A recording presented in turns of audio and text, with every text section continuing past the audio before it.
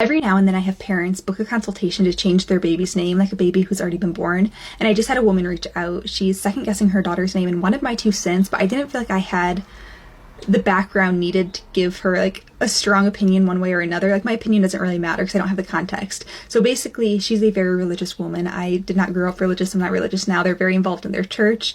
Everything, like their entire life revolves around their church and their religion. Every event they do is like very faith-based, and they named their daughter Freya. They are not name nerds like the way that I am. Like they had two criteria. They wanted a Nordic name and they wanted it to sound nice. So they just Googled Nordic names, went through the list, had a few that they liked, and she said like the deal, what sealed the deal was she liked how it was written out in cursive, and that's how they chose Freya. They didn't like look up the meaning or anything like that. They didn't even realize Freya was the name of like a Norse goddess. They just liked the name and it checked the very few boxes they had on like what would make a good name for their baby.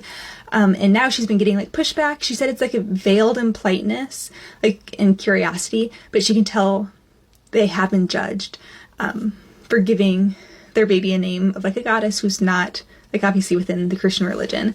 And she's just really worried that her baby's gonna feel burdened by that growing up, because she's gonna be growing up in that religious household and like environment and be doing all these events too. My initial thought was, because Freya is becoming such a popular name, I didn't think it was going to be like, from my non-religious perspective, I would never think twice like if like a very religious friend named their baby Freya. I feel like the only name that would make me raise my eyebrows if one of my religious friends used would be like Lucifer, and I don't see that happening.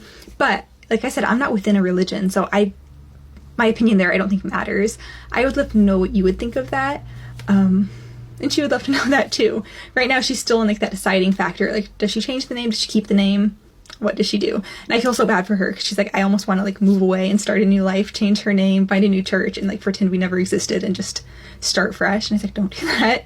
We're gonna like find a good solution, but we would love everyone's 2 cents.